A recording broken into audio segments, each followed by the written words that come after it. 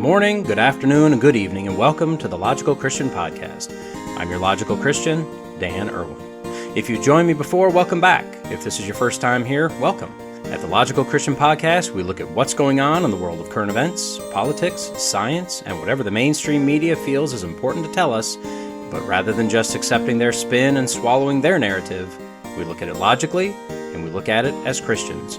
Links can be found in the show notes if you want to follow along. So with that, let's go be logical Christians.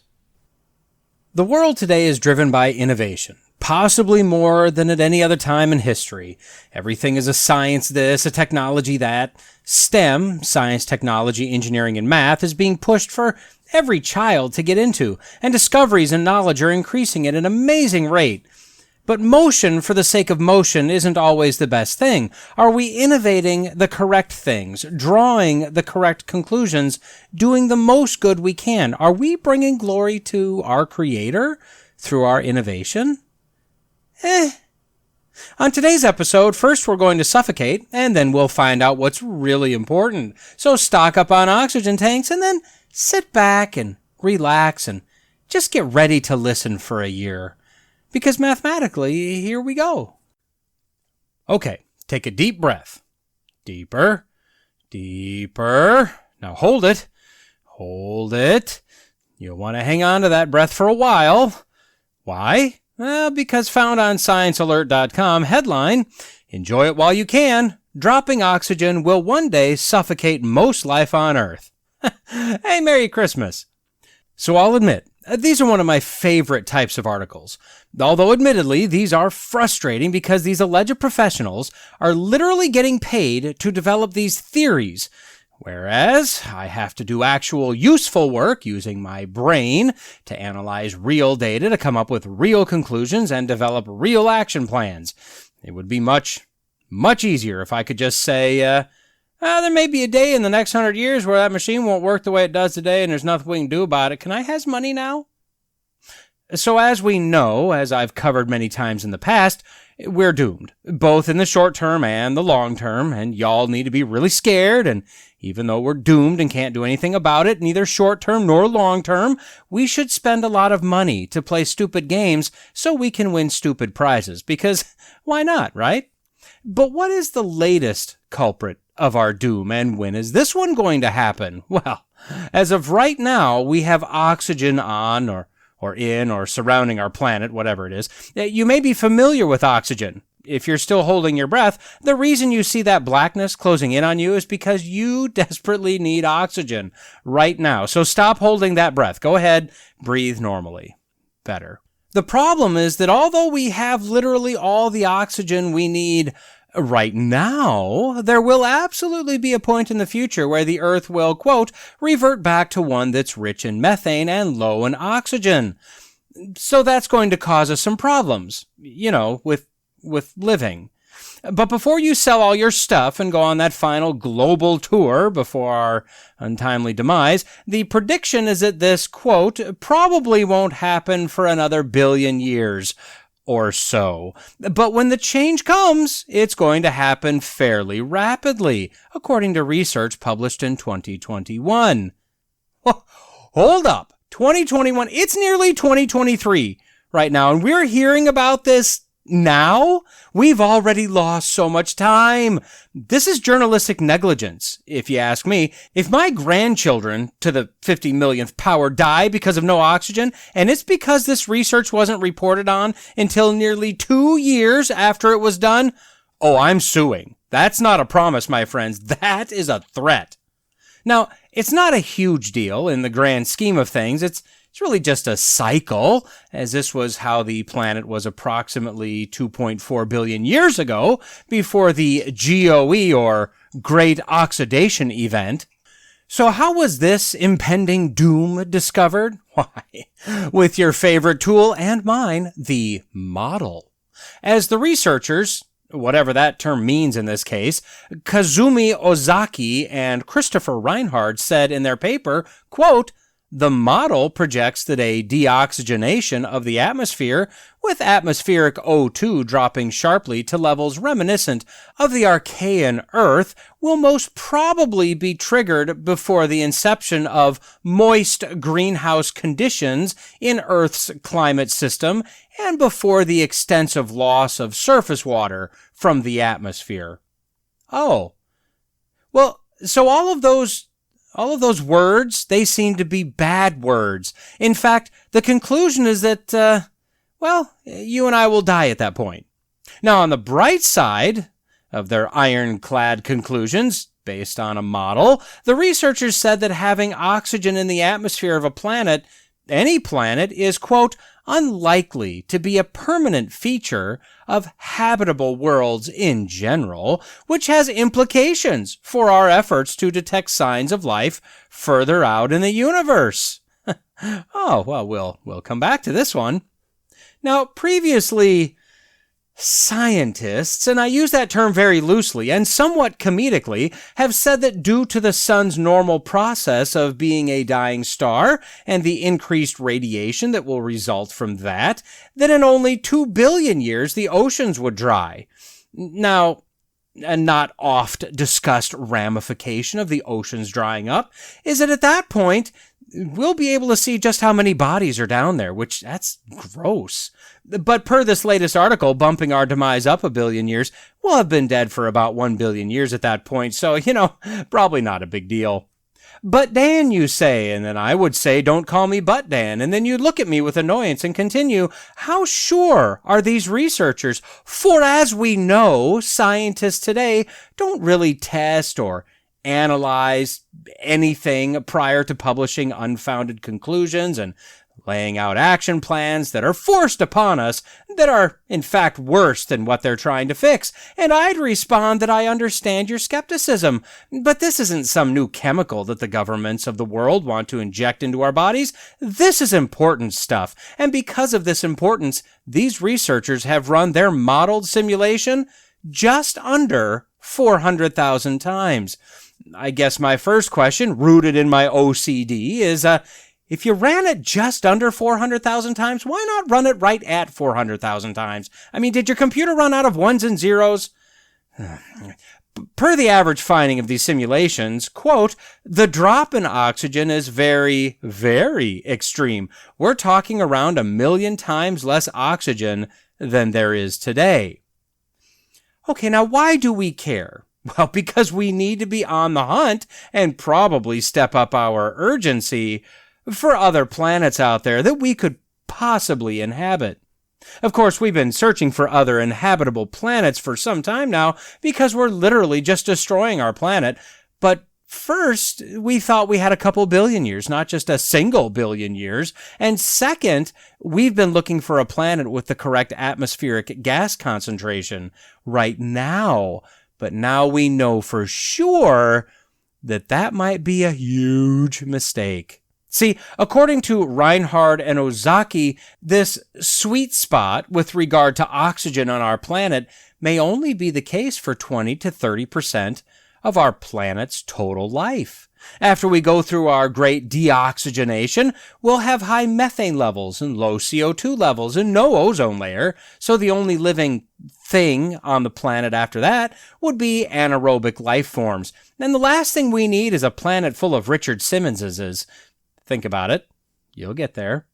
So the implication for our scientists that are getting paid to look for other planets we could run to, getting paid well through grants and tax dollars to look for inhabitable planets, is that they'll need to now broaden their scope of investigation to planets that right now do not appear to be habitable based on the atmosphere, and they'll need to create models and simulations probably right up to retirement age for these scientists. Now, there are those that would dare to charge me with being cynical. I may be bitter, resentful, sour, distorted, disenchanted, disillusioned, disappointed, pessimistic, or skeptical, which were the top synonyms that Microsoft Word gave me for cynical, but I'm not absent-minded. Anyway, where was I? Oh yes, this almost seems like these scientists have figured out a way to, create a job for themselves. Now, all those planets they dismissed before this new finding, now they all need to have data gathered and analyzed and then be reported on, just in case we can run to that planet in, say, 750 million years, as that one is coming into the great oxygenation period or something. I don't know. Seems a little scammy to me. How about you? Now, did you catch a few other unusual things in this article? Let's see if you heard what I did. They said that the sun, as it goes through what we assume is the normal life cycle of a star, truth be told, a lot of that is based on assumption, the sun will grow and get brighter and result more heat given off, causing our planet to warm, which will destroy atmospheric levels of CO2, which is what plants breathe, so less plants because the planet can't support as many, which lowers the oxygen level on the planet since that's what plants exhale, which leads to our problem, at least in part. But aren't we being told that the sun isn't the cause of global warming, that man is? And why? Well, because we're using fossil fuels that when burned give off CO2, and CO2 causes warming and is killing the planet. Except they're saying CO2 is actually a good thing because it allows more plants to grow, which enriches the atmosphere with more oxygen, which as humans we're generally fond of. But as of right now, entire industries are being built to capture carbon from the atmosphere. Carbon capture being short, of course, for carbon dioxide capture. They want to scrub CO2 from our planet. But wouldn't that cause the same less plants, less oxygen problem? Or no, apparently not, because we're Homo sapiens sapiens. You know, wise man. We know what we're doing here. But in fact, the report came out in 2019 that the planet is actually greener today than it was 20 years ago, specifically attributable to China and India. And we know why. It's because they're planting trees and doing something agriculture. But it's not because they're refusing to curb their carbon dioxide creation. It can't be that.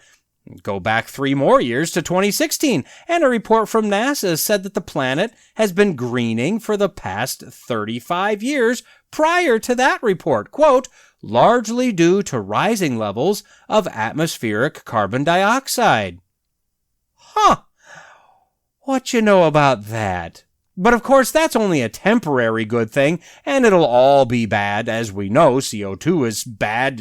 It's so very bad, except that according to this article, not CO2 is bad. It's so very, very bad. So which one is it? It seems to me that we have a massive amount of plants and a massive amount of land that could have plants, and if we really did have a greenhouse effect due to CO2, we won't, but let's say we did, wouldn't that just make us more tropical, causing, I don't know, deserts to sprout, creating more oxygen, etc., life cycle? Seems to me that wouldn't necessarily be a bad thing, were it a credible theory, which it's just simply not. Now, next, did you notice how this drop in oxygen was predicted to, quote, happen fairly rapidly, according to their research? Why? Why is that important?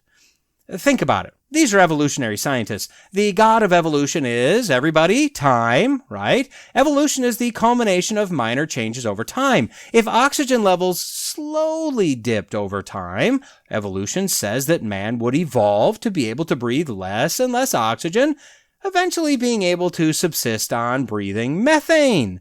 So in order to continue the narrative that this is imperative we do something, which amounts to a lot of paid researchers doing paid research, they must have the deoxygenation happen rapidly. Too rapidly for evolution to keep up, as it turns out, and then man dies, unless we get off the planet, thus requiring the paid researchers to do the paid research. Now, if you look into the Great Oxygenation Period, playing along that this was a real thing, you actually find that even this isn't looked on as a positive thing by all scientists. For instance, other names for this alleged event include the, quote, oxygen catastrophe, the, quote, oxygen crisis, or my favorite, the, quote, oxygen holocaust. But if this is where the planet oxygenated, why would they call it these things? Okay, well, we know for sure this happened from 2.4 to 2.0 billion years ago during the, say it with me, the Paleoproterozoic era. That's right, very good. The scientists have inferred that this happened due to, say it with me here, cyanobacteria. Oh, very good. Producing a massive amount of oxygen for reasons, I guess. I don't know. My assumption, also inferring from what we know, is that the cyanobacteria and the anaerobic crime syndicate were likely in a turf war, and the cyanobacteria knew that if they just pushed harder and made more oxygen, it would kill off a massive amount of team anaerobic. Winner, winner, oxygen dinner. And lucky for us, as without that sweet, sweet O2, we wouldn't have evolved. Now, to sum up all of this, I'd say poppycock, which is an unfortunate expression of disbelief since poppycock is a delicious toffee popcorn treat.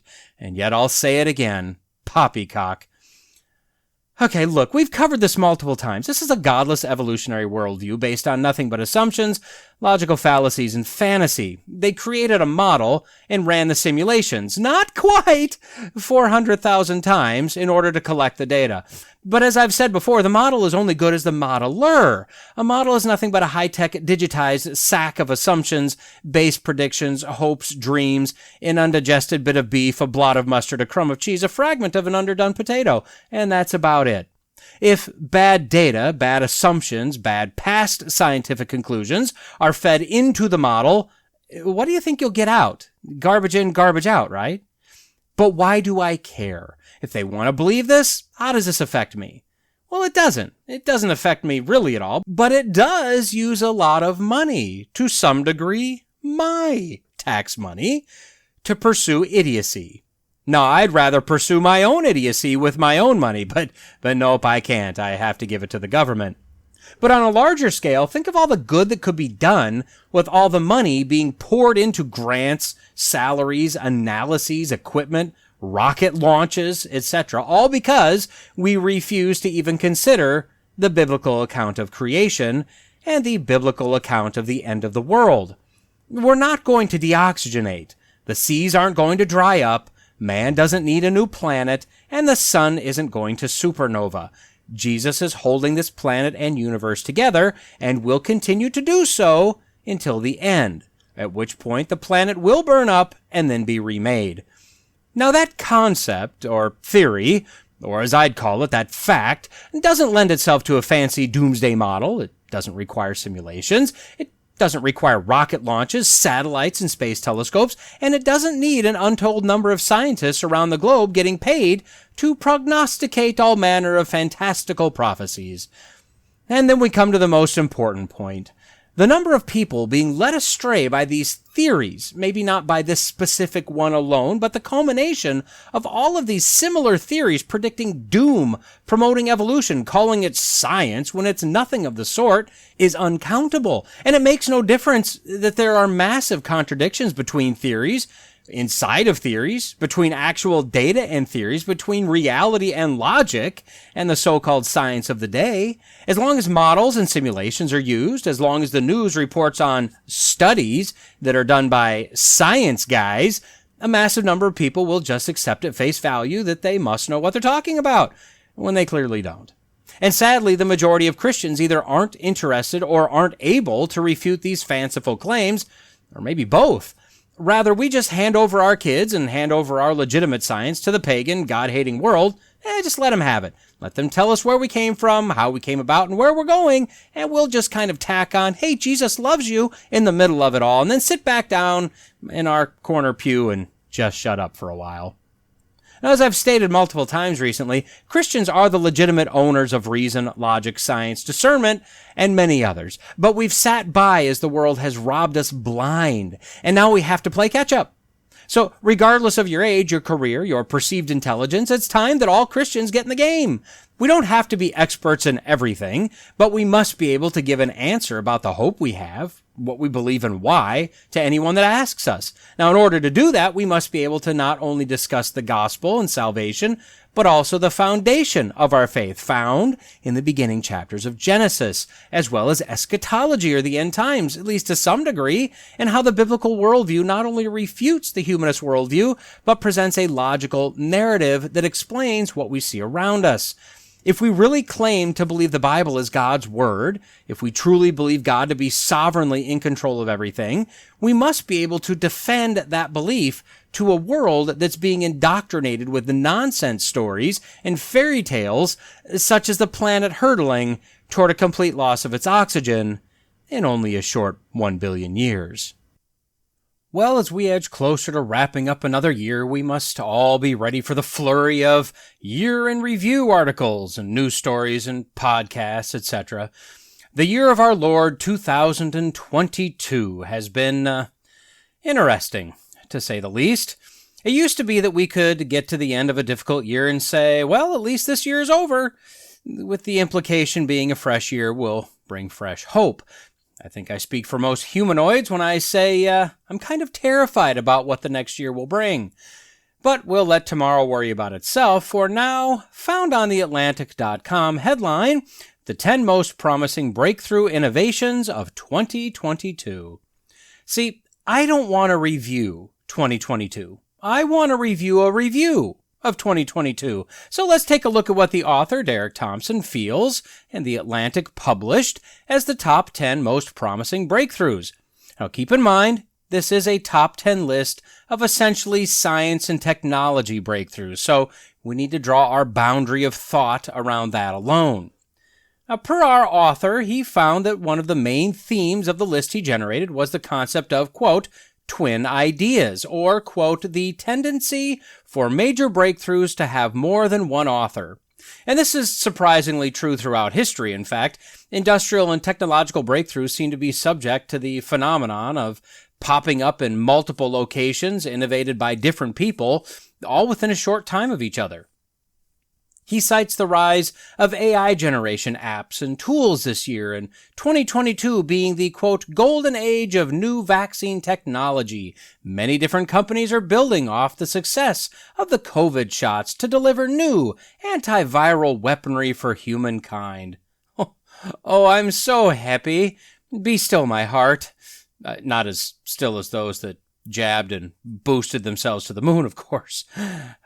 These are examples, along with the rest of his list, as he calls this progress, right? So let's see if he's right. Let's see if this is progress. Let's see if we can pick up any other themes or patterns in the most innovative breakthroughs in his list. Number 1 on his list is, quote, the generative AI eruption. Basically, he breaks this down into 2 categories: AI bots that create illustrations and AI bots that work in the realm of text. He mentions a few by name, illustrators like Stable Diffusion and DALL-E 2, which take text that the user inputs, and they do their best to create an illustration of that thing, that text. Now, for the most part, we find these creations on Twitter, after someone plugs in keywords like Cat Napoleon flies a kite. And then the AI bot grabs cat images and Napoleon images and kite-flying images and merges the concepts together to give multiple horribly deformed images of what was asked for. These are amusing. That's about all. Now, I know that a few months ago, an AI-generated painting won first prize at a state fair in that specific category. But although at first glance it looks pretty nice, the more you look at it, in my non-professional artist opinion, it kind of looks like hot garbage.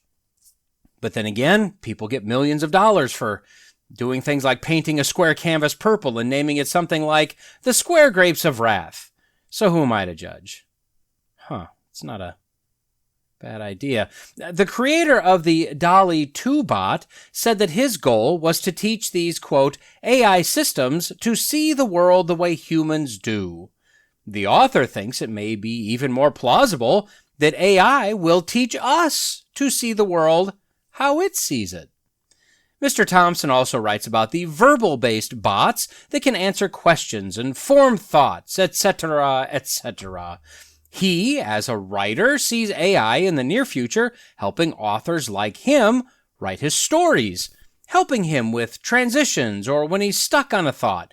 In fact, he had a bot write a sentence for him after prompting the bot with a different, very specific sentence, and then he adapted that sentence and plopped it into the article. So see? Saving time. Now, I've mentioned before that AI can never outthink a human. A computer can think faster and can make faster decisions, but they aren't capable of independent thought, and they definitely can't think outside the box, and I feel confident saying they never will. I know I may be in the minority here, but God created us with an amazing intellect, the ability to gain knowledge, the ability to gain experience, both of which a computer can do, but most importantly, the ability to gain wisdom and to make seemingly illogical choices based on morality and conscience. Those are things a computer, an AI bot, cannot and will never be able to do. No matter what we do, the computer will always be a computer. Now, maybe one day I'll be proven wrong on this, but no, I won't. Next on his list, number 2, quote, the power to reverse death, kind of.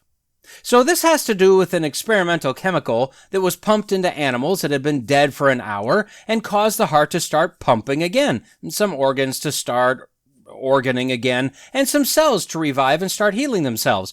The chemical they pumped in was a mixture of nutrients, nerve blockers, anti-inflammatory drugs, and other drugs mixed with animal blood. It was reintroduced back into the animal. Now, the animal did not come back to life. Let's be very clear here. Although some of these organs did reanimate. Now, the thought behind this is that we could store and maintain organs for transplant much longer than before, and that maybe, at some point down the road, we could bring the fallen soldier back to life or revive those that died from traumatic or natural causes. The author wonders, quote, could we stock hospitals and nursing homes with buckets of the stuff to resuscitate patients? Should every future American household keep some on hand in the event of a terrible accident? So could a chemical compound be created that would preserve organs longer, or that could revive a clinically dead person, as in get the heart beating again? Maybe. But let's be clear. The one that holds the keys to life and death isn't going to be tricked by a bucket of chemicals. When the last second of your life ticks away, per the foreordination of God, no goo bucket will help you. The reality is that although the short-term benefits for organ preservation may be beneficial, maybe what these researchers are doing has been going on for millennia. You know, the fountain of youth, the quest for immortality, the fear of death, the fear of what death may reveal. This is what's driving this research. Make no mistake about that. Man doesn't want to die. The general population is terrified of death, not just of the process of dying. That's understandable regardless of your beliefs, but of death itself and what lies beyond. And just like the theory of evolution, man feels that since we're just a bunch of chemicals and electrical impulses, why could we not just create and reanimate and sustain life forever? And speaking of creating life, number 3, quote, the power to synthesize life, kind of. Now, this is the story of the scientist that created living, developing mouse embryos with no sperm, no egg, and no womb. Now, I'm not going to dive into this one too deeply. I did a more extensive review on this alleged creation of life in episode 55, Delve into Something New, in the segment Parts as Parts. Link is in the notes. The bottom line, they did in fact create mouse embryos without sperm, eggs, and a mouse womb. But they did it using their intelligence, using already created stem cells, using an artificial womb created to be as close as possible to a mouse womb, creating a number of embryos, most of which were not viable, some of which were severely deformed, but started to form a brain, a spinal column, and a beating heart, and then they died. The scientists created a monstrosity that tried to do what it was being chemically commanded to do, and it failed.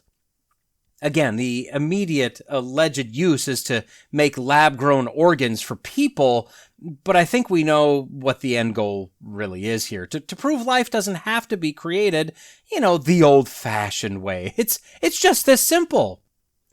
Now, with all of this talk of organs used to sustain life, potentially indefinitely, we'll definitely need number 4. Quote, the vaccine cavalry is coming. Oh, good. Oh, I think I speak for all of us when I say, please, Mr. Government Scientist, inject me with all the stuff. So the author starts his number 4 innovation with, quote, decades from now, historians may regard the 2020s as a golden age of vaccine breakthroughs. The mRNA vaccines that blunted the mortality of COVID were just the start. Oh boy. Yes, the golden age, where we can artificially synthesize a chemical that will potentially blunt the potential harm and then massively increase the potential for other causes of death and disability. And we can now do this for everything because we are the wise man.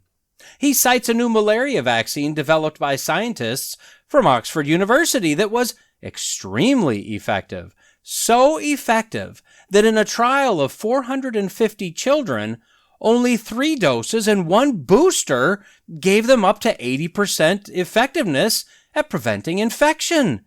Now, I'd ask, at what long-term cost? Do we know? Without going too deeply, we now know, or some of us always knew this, but it's been admitted to now, that the COVID vaccines were not tested. It was a rush-through series of minor tests, a lot of computer simulations, and then stamp, approved. And the latest booster was never tested on a human. A few mice, and then based on what it was, boom, approved again. Now, all the way down to 6 months old. Oh, thank goodness. And the injuries and deaths attributed to the so-called vax pile up and up, and the number of died suddenly and sudden adult death syndrome, or SADS deaths, those keep increasing. Now look, I'm not against vaccines. I'm against using a novel, custom-tailored mRNA chemical with a delivery system that can pass through the womb, that can pass through the blood-brain barrier, that can pass through the mother's breast milk, that apparently does not leave your body, that modifies, not for the better, the immune system with no long-term testing, just computer-generated results from models and simulations based off of almost no data. I'm kind of against, that. But not the author. Quote, in November, an experimental flu vaccine was found to induce a protective immune response against all known types of flu in animals. This breakthrough, which uses mRNA technology, wouldn't prevent all flu infections, but it would raise a patient's level of immune protection, blunting the harm from seasonal flus and assuaging scientists' fears that the next global pandemic could be an influenza strain with higher mortality than COVID. Oh, it makes me wonder what they're working on in the lab, does it you? Again, we come back to the fear of death, and we come back to science positive they can simply manipulate the most complex building block systems of the body to just, do their bidding, to keep us well and safe and healthy and alive, with no thought given to the future of the individual or of the human population in general. Number 5 now. That sends us back in time. No, not in a DeLorean or a phone booth or a TARDIS, but through the lens of the James Webb Telescope. Number 5 innovation, quote, a snapshot of the beginning of time. Ooh, I'll take an 8x10 glossy, signed by the universe, if possible, please. As the James Webb peers into space, it's looked past a number of very interesting blobs of nebulae to what gave the appearance of a, quote, a blurry, destemmed cherry. A reddish blob of light more than 13 billion years old. Now, this is the farthest we've peered back in time, so they say.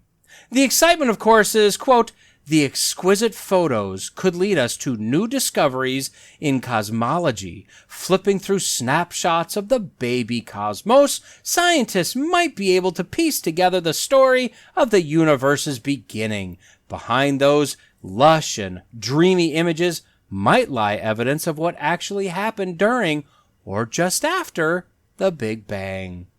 And as they fine-tune and turn up the power more and more on the James Webb, they'll peer deeper and deeper into space and thus deeper and deeper back in time and eventually, possibly to the Big Bang itself. So the concept of looking back in time is that light travels at the speed of light. And so if you look at the sun, which is 8 light minutes away from Earth, we're seeing the sun as it was 8 minutes ago. Don't stare. So the farther we look, the older the light that we're seeing. If we look 100 million light years away, we're looking at what was 100 million years ago. Or that's the theory. Now, I'll be honest, this theory has never made sense to me, and maybe it's just that I'm not an astrophysicist or a cosmologist or a cosmetologist or whatever, but although the optics of a telescope can look farther in distance, why does that equal farther back in time? I mean, the light still needs to travel to the optics of the telescope. Wouldn't you need to go farther out in space in order to see farther back in time, in theory? I don't know. I've just never been able to make this theory that we're looking back in time make sense to me. Maybe it's just me. Regardless, this is simply the evolutionary theory of uniformitarianism. If something is 8 light minutes away, it must take 8 minutes for light to get here. If something is 100 million light years away, it must have taken 100 million years to get here. But the reality is, we don't know how light works in space. We don't know if light travels faster or slower or the same in the coldest reaches of the universe. And the assumption of a Big Bang, which is being maligned by a growing number of cosmic evolutionists, is an unprovable theory based on the appearance that everything in the universe is moving away from everything else. So, at some point, it must have been closer, right? Well, a question that's asked of the young Earth creationist is, how did light get here then? Well, I mean, if Adam was created mature, and animals were created mature, and plants and trees were created mature, why would light not be created mature? Is there some theological law that says God can create everything mature, but not light? Light must start at the origin of the light and only travel at the accepted speed of light. See, I think there was a Big Bang. I really do. I personally think there was a Big Bang. But I think it was when God created the stars also. I think there was a massive explosion of light and matter that stretched across the universe instantly. Now, I can't prove that, obviously, but it sure makes more sense than the Big Bang Theory. There's no question about that. Anyway, moving on, we're on the backside of this mountain now with number 6. Quote, unheard of advances in fighting cancer. This one is the first one that I'd say shows actually great promise, one that I would put in the list of great innovations. I remember hearing about this, a study that erased cancer from 18 patients that had rectal cancer, and then a few months later, the same level of success in a trial of metastatic breast cancer. Now, I don't know the exact mechanism, but this is being done through the use of monoclonal antibodies synthesized to specifically target certain proteins. The hope is that in time, treatments like this could fight off cancer without having to use the current slate of treatments that practically bring you to the edge of death to try to save you. Additionally, new blood tests are being developed that are showing promising results in detecting 50 types of cancer very, very early. In the case of cancer, oftentimes a death sentence, definitely a death sentence if you do nothing about it, this is where novel experimental types of treatments should take place for those that are willing to take that chance. Now, is this, if it's true, is this a miraculous thing? Is this a miracle? No. Although we'd like to claim miracles for amazing things, this is science. This is real medical science with enlightenment granted to us by God to use the immunities and systems that He created in some people to facilitate the immunity and reparation ability in someone else. Not a true miracle, rather potentially a wonderful blessing granted by God. This is exciting. This is a good one. And then we get to number 7, possibly my personal favorite, for very personal reasons that I'm sorry, I'm just not willing to divulge at this point. Quote, the obesity therapy surge. Apparently 4 in 10 Americans are obese. I think I account for at least 3 of my group of 10, but that's neither here nor there. I love how the author dives into the idea of drugs for weight loss, which has always been gimmicky at best. Quote, The term weight loss pill was rightly a pejorative, and patients were stuck with diet and exercise or bariatric surgery. I mean, we were stuck with doing the right thing and enacting self-control and self-discipline, or not doing the right thing and just having Dr. Now work his magic, making our stomach look like a banana. But now, you can forget the diet and the exercise thing, and Dr. Now can move himself on into retirement because now we have jabs. Jabs, jabs, jabs. And as we know, drugs fix everything, right? Apparently in the 2010s, it was found that patients that were prescribed the diabetes medicine semaglutide, were losing a lot of weight. Well, fast forward a bit, and in 2021, the FDA approved an injectable semaglutide, but realized that name was silly and hard to say, so it was approved under a much better, much newer, nice name. Wegovy. Yeah, Wegovy. Additionally, there are some other drugs that are being trialed that are showing the same promise. These drugs mimic hormones that regulate insulin and slows down how fast the stomach empties. As of right now, they're seeing people lose 15 to 20% of their body weight in a matter of a few months, depending on the drug being used, of course. I mean, 20%. Now, I'm not a maths guy, but I think that would be something like 200 pounds for me. Oh, something like that. I like it. Seriously, though, this is a promising concept, with my concern being the average schmuck like me that doesn't especially enjoy exercise, but does especially enjoy food, would just use this rather than actually try. See, I could see this type of drug having very, very limited positive uses, but even Dr. Now knows if the patient doesn't show any initiative on their own, doesn't matter how many long skinny tubes he makes stomachs into, the patient will revert back to his old ways. I'm not overly convinced this type of drug will be a good thing in the long run. Oh, but how about number 8, speaking of drugs? Quote, cracking the case of multiple sclerosis. So apparently about 1 million Americans have MS, which is a large number, but isn't too large as compared to the population. Still, for those that suffer with MS, obviously it would be a blessing akin to the cancer treatments we just discussed to be able to eliminate MS. Now, what scientists have recently discovered, or believe they might have discovered, is some tie between the Epstein-Barr virus that causes mononucleosis and MS. They're claiming that an infection with this virus raises the risk of developing MS by 30 times. That said, only a very small percentage of those infected actually developed MS, so this may not be much of a finding at all. Unfortunately, the author, and implied the scientists, are trying to say the virus is a potential long virus, as in a long-term effect, just like COVID.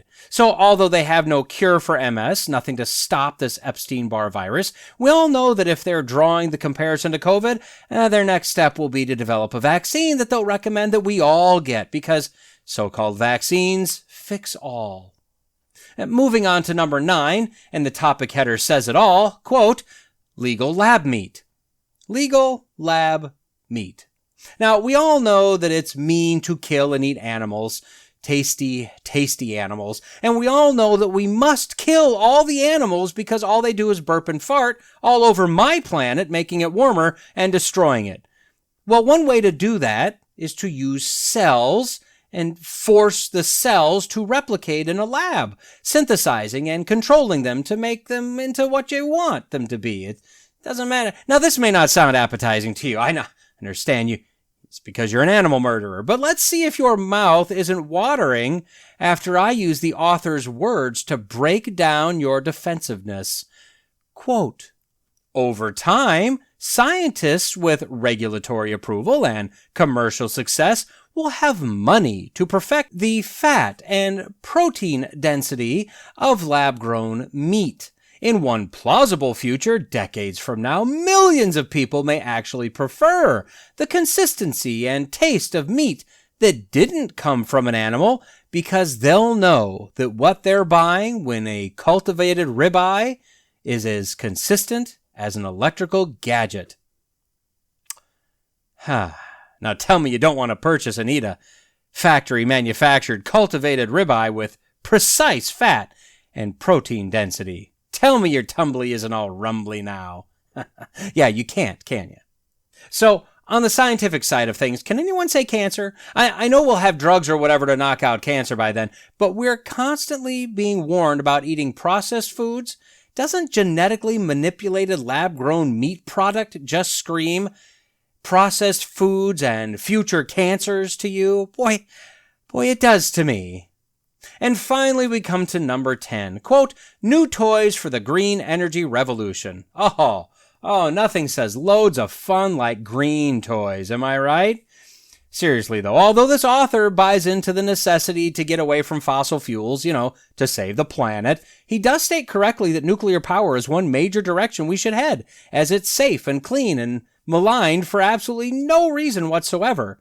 But rather than have large nuclear plants in central locations, a company is developing smaller reactors that could be deployed more easily. A reactor 80 feet tall that could run 60,000 homes is being developed to put into use by the end of this decade. And he also touts geothermal energy, which I'm not opposed to, but in order to fully utilize that kind of technology, we'd have to drill through deep layers of very hard rock, granite, to get to the heated water. A company is currently working on a technology that would, quote, vaporize granite with a highly concentrated beam of radio frequency power. Oh, well, I'm all about that. That sounds cool. I'll just be honest. The potential is that we could drill geothermal wells just everywhere. Now, I'm not sure how many holes we should put in our bedrock, but I'm not opposed to very cautiously proceeding down that path. In principle, it's smarter and more useful than wind or solar, which are practically useless, in my opinion. And so as we've arrived at the end of his list, did you notice any themes? We had two that I'd call solid potential innovations, the cancer treatment and the nuclear and geothermal power thing. We had one that promoted the evolutionary ideas, specifically, at least, with the James Webb Telescope. Kind of surprised we only had the one. And then we have what I'd call the largest themes, human laziness and humans believing they can control life and death. We'd like AI to do our work, think our thoughts, create our creations, and write our words. It would give us more leisure time. But of course, we don't want to be unhealthy and fat, so drugs to the rescue. This just feels like the Pixar movie WALL-E, a race of fat humans sitting in floating chairs while robots do all their work. They're fat and stuck in their chairs for the most part because the robots are doing all their work. Too bad they didn't have some sweet Wegovy, and that would have solved the obesity problem for sure. But the largest theme is the idea that we are rapidly discovering how to control life and death. We can reanimate dead pigs, although not really. We can create life out of nothing. That's not actually true at all. We can vaccinate and manipulate our genetic code to eliminate sickness and disease. But that's not ever going to happen, not as a rule, maybe as an exception from time to time.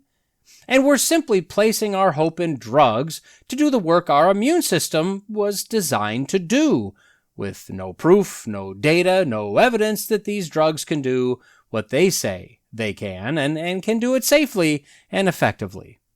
And we believe that meat grown from replicating cells is the same as meat grown on an animal, that were actually created for our consumption, at least in part.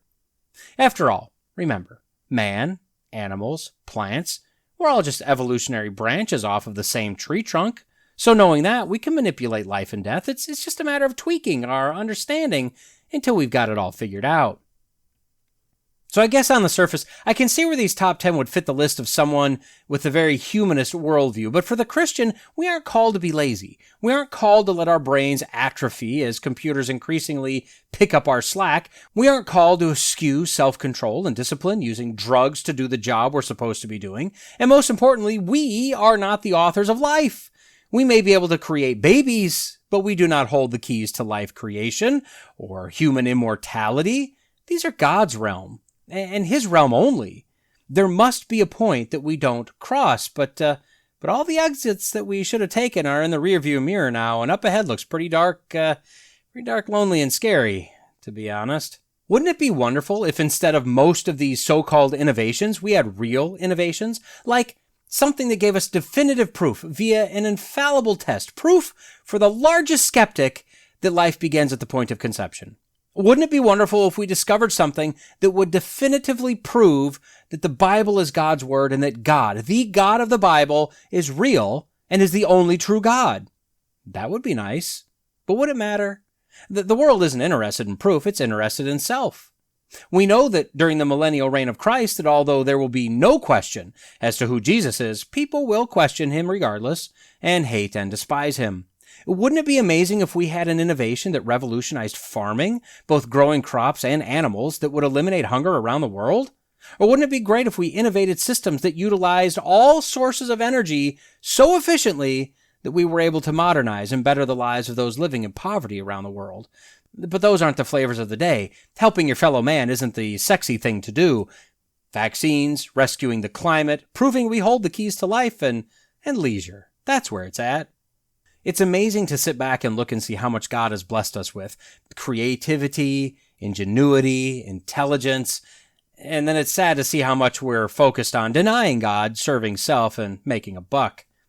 So, as we head out of 2022 and into 2023, we may not be able to change the course of some of these misguided innovations. We may not have the platform required to reach millions with a different message, but maybe we just do what we're commanded. As we're going about in our world, tell this person or that person about the good news of the gospel. Be ready for when someone tells you about how such and such college just created life. Be ready to help them understand what really happened and who the author of life really is. Increase your knowledge and your wisdom every day. Even topics or stories that seem trivial in the moment increase wisdom over time. So read your Bible, pray, read the news, understand the world we're in and what's going on, and ultimately love God and love your neighbor. If we strive to do those two things, it will force us to do all of these other things as well. And with that, we've reached the end of this episode of the Logical Christian Podcast. If you've made it this far, the odds are you liked what you heard. I'd greatly appreciate a like, a comment, and a review if you're so inclined. As you likely already know, it all helps with the algorithms. Don't forget to subscribe so you can be notified whenever a new episode drops. And finally, if you found this podcast useful or entertaining, share it with your friends, your enemies, your in-laws, your outlaws. If you want to reach me, you can do so at lcpodcast@outlook.com, or increasingly, I'll be using @lcpodcast on Getter. Lawrence J. Peter said, "Against logic there is no armor like ignorance. But Jesus told us that if you abide in my word, you are truly my disciples, and you will know the truth, and the truth will set you free." So stay in the word, stay logical, stay faithful, and until next time, God bless.